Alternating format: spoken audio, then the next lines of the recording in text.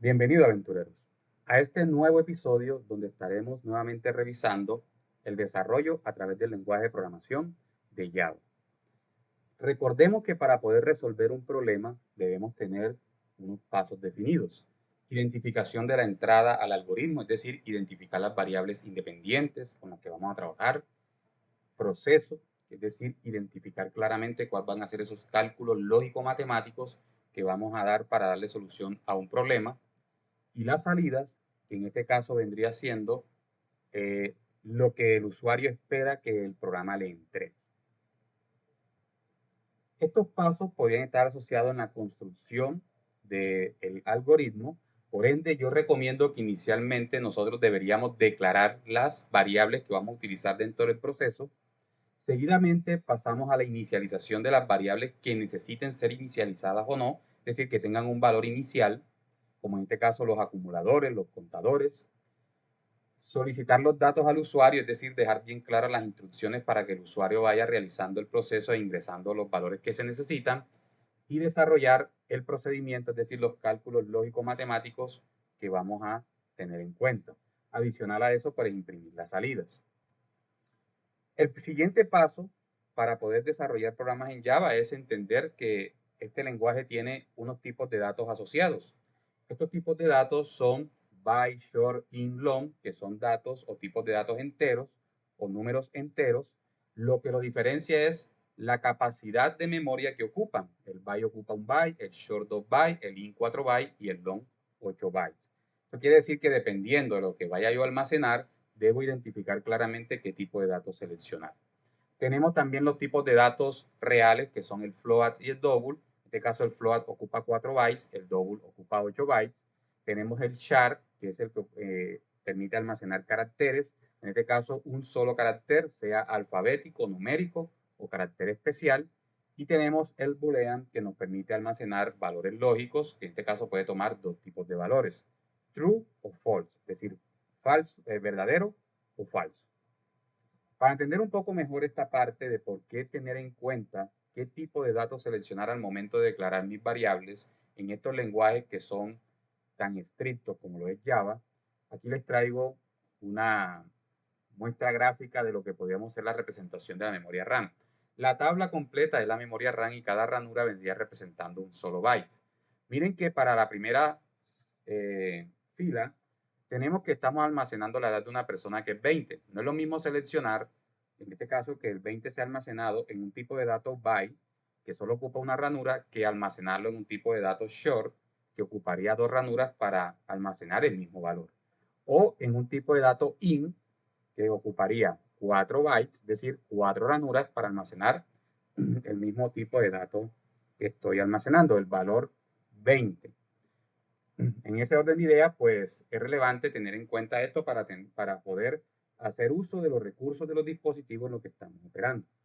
Sé que muchos se preguntarán, bueno, yo tengo una computadora personal con 4 GB, 8 GB, 16 GB, 32 GB de RAM. Ocupar un byte, ocupar 2 o 4 u 8 bytes no es tan importante para mi computadora, dado que tengo una disponibilidad bastante grande en este equipo. Pero recuerden que la idea es que ustedes también programen soluciones a otro tipo de dispositivos con recursos menores, como lo son los televisores o como lo son los dispositivos que automatizan una tarea que hoy se denominan dispositivos para Internet de las cosas. Estos dispositivos tienen poca memoria RAM, poco disco duro y también poco, en este caso, proceso a través de los microprocesadores. Entonces la invitación es que tratemos de codificar con buenas prácticas para que nuestros programas sean óptimos al momento de correr en los dispositivos. Pasemos ahora a la herramienta de NetBeans. Muy bien, nos encontramos en la herramienta NetBeans, donde en el episodio anterior les mencionaba que para crear un proyecto le damos clic en el icono de la carpeta amarilla que dice New Project. Aquí va a aparecer una ventana emergente donde vamos a escoger la opción que dice Java with ANT y Java Application para estos primeros pasos que estamos trabajando. Le damos siguiente, esto nos va a llevar a una ventana donde vamos a tener que escribir el nombre de nuestro proyecto. Como primer tip y de buenas prácticas, el nombre debe iniciar en mayúscula porque es un nombre propio, por ejemplo, ejercicio, variables, y se está acompañado de otra palabra clave, como por ejemplo variable. Esa palabra también debe inicializar en mayúscula. Les recuerdo que aquí nos dice dónde se va a guardar, en este caso, el proyecto, y que la clase principal que va a crear el proyecto, pues se va a llamar igual que el proyecto en sí. Le damos finalizar y vamos a observar de que NetBeans nos construye el proyecto. Este proyecto que nos ha construido NetBeans, acá tenemos el nombre del proyecto, la carpeta que les decía que el paquete es una carpeta donde se almacenan los archivos programados o los recursos necesarios, y aquí tenemos también el nombre de nuestro archivo en el que vamos a trabajar. Este archivo es una clase, como lo pueden ver aquí. Entonces, inicialmente es importante que ustedes comprendan que todo programa en Java debe estar escrito dentro de una clase. Y para identificar una clase lo hacemos a través de esta palabra reservada que se llama clase. Las clases inicializan con llaves.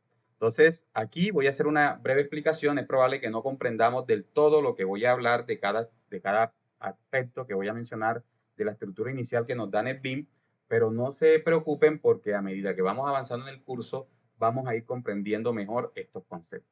Entonces, quiero iniciar desde la parte de arriba. Aquí nos dice que tenemos un paquete denominado ejercicio variable, que es este que tenemos aquí. Por ende, la clase que tenemos aquí construida va a estar dentro de ese paquete, como lo podemos ver aquí. Esta clase inicia con algo que se conoce como modificador de acceso. Acá nos dice que es pública, es decir, esa clase puede ser utilizada por otras clases. La palabra reservada class, que es la que nos dice a nosotros que esto es una clase, y el nombre de la clase, que para este caso toma el mismo nombre del proyecto principal. Se abren llaves y se cierran llaves. Aquí se abren las llaves y se cierran las llaves. Las llaves son vitales en Java porque son las que nos permiten definir en dónde inicia y termina un bloque de código. Un bloque de código es un conjunto de instrucciones que le damos al lenguaje. Adicional a eso, tenemos por acá, dentro de esta clase, un método creado. En PSI lo veíamos como subproceso. Un método es un subproceso. Es lo mismo, algunos lo llaman también funciones. Esta función es por donde inicia el compilador a ejecutar las instrucciones de Java. Por eso es fundamental que todo programa en Java tenga este método desarrollado. Acá, este método también tiene un modificador de acceso público, es decir, que puede ser utilizado desde otras clases también. Acá tenemos que es estático. Esta palabra por ahora no voy a desglosarla a gran profundidad, pero es un método que pertenece propiamente a la clase. Es de tipo void. En la primera temporada hablábamos de que los métodos pueden retornar o no valores. En este caso, pues, el tipo void significa que es un método que no retorna información o valores, y su nombre es main. Dentro de los paréntesis tenemos los parámetros que este método recibe. Por ahora no vamos a comprender la sintaxis, pero entendamos que son los parámetros que se necesitan para que el método pueda ejecutarse. Y aquí vemos algo interesante que son los comentarios. Aquí nos dice que el código va aquí. Los comentarios son, en este caso, notas que nosotros dejamos para nosotros mismos, en un futuro entender el código, o para otros usuarios desarrolladores. Entonces aquí los comentarios podemos hacerlo mediante el doble slash, que nos permite a nosotros colocar una línea de comentario. Esto es una línea de comentario, o con slash asterisco, asterisco slash, que nos permite colocar un bloque de comentarios, es decir, más de una línea como tal. ¿Listo? Entonces podemos dejar toda una línea. Estos comentarios no son compilados por el compilador del lenguaje, sino que son omitidos porque, insisto, son para nosotros mismos. Es como una nota que nosotros mismos nos dejamos para nosotros trabajar. El aspecto que tenemos acá lo explicaré más en detalle. Esto es para crear la documentación del código. Y bueno, esto tiene también su proceso, que en futuros episodios lo estaremos revisando. Ahora bien, lo primero que vamos a observar es el uso de las variables en Java. Para esto voy a declarar algunas variables, como lo son, por ejemplo, de tipo byte, que habíamos mencionado, de tipo short, la variable 2, de tipo in, la variable 3, de tipo long. Recuerden que estos tipos de variables son variables enteras. Cada una de ellas pues ocupa más espacio en memoria.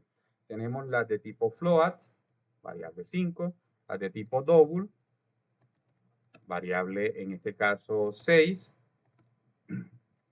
y las de tipo chart, que es para caracteres, variable 7, y las de tipo boolean, que son los lógicos, variable 8. Estos son los tipos de variables que vamos a tener presentes. Estas variables, miren, estos tipos aparecen de color azul, eso significa que son palabras reservadas del lenguaje, ¿listo? Y aquí NetBeans nos aparece con unas advertencias, dado que estas variables aún no han sido utilizadas. Las advertencias en NetBeans pueden ser omitidas por ustedes, dado que la herramienta lo que trata es de darnos algún tipo de orientación.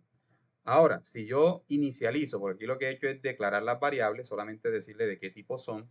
Si yo inicializo una variable, como por ejemplo la variable 1, y le digo que la variable 1 es igual a 40, yo puedo ver el valor de 40 mediante la instrucción que vimos en el episodio anterior, system.out.println, que es la que nos permite imprimir, es el escribir del PCIN en Java. Lo voy a hacer a través del atajo de teclado sout, y voy a utilizar la tecla tabular para que se autocomplete. Aquí le voy a decir que la variable 1 es igual, en este caso, a B1. Recuerden que todo lo que va entre comillas se va a imprimir siempre de la misma forma, y lo que está fuera de la comilla pues va a tomar el valor que nosotros tenemos almacenado en dicha variable. Para concatenar en Java ya no se va a hacer con la coma como en PCIN, sino a través del signo u operador más. Y aquí también estamos viendo un nuevo operador aritmético que es el igual. Este va a ser el que nos va a permitir asignarle un valor a las variables. Si yo ejecuto el programa tal cual como está, miren que ya me dice que el valor de B1 es 40. En este caso yo también podría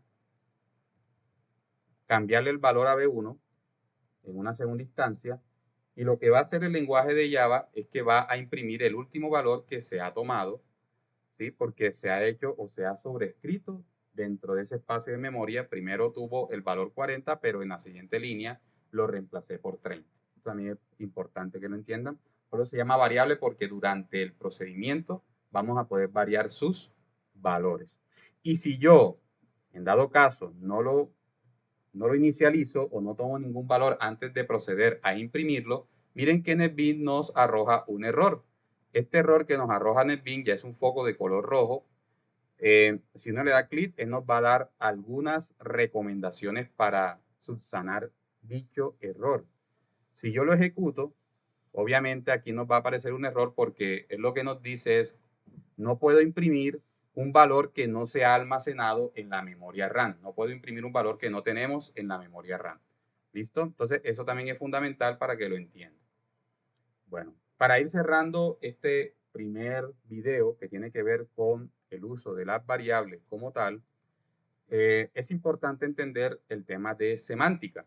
Si yo a la variable 1 le trato de colocar un valor que supere el valor para el cual fue creado, recuerden que este solo ocupa un byte, por ende solamente tiene la capacidad de ocupar desde menos 128 a 127.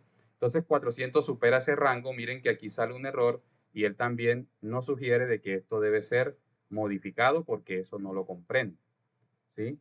Para el caso de los reales, como lo es por lo menos la variable 5, que es un float, si yo le coloco un valor como el siguiente, él tampoco lo va a comprender, porque para Java esta nomenclatura de escritura es un valor double. Él lo toma como un double, y double es mayor a un float.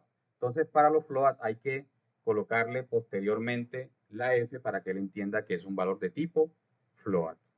Y para los valores caracteres, como es B7, los caracteres se encierran en comillas simples, como lo es el caso que acabo de colocar. Miren que allí estoy colocando por lo menos la variable B7 es igual a R. Si yo lo imprimo, aquí nos va a aparecer el valor de dicho carácter, solamente permite almacenar un solo carácter.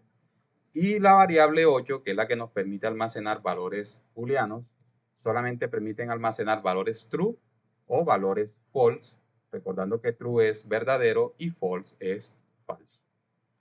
Bueno, con esto cerramos este video. Espero haya sido de utilidad. No olvides comentarnos, no olvides suscribirte al canal, activar las notificaciones y te espero en un próximo episodio.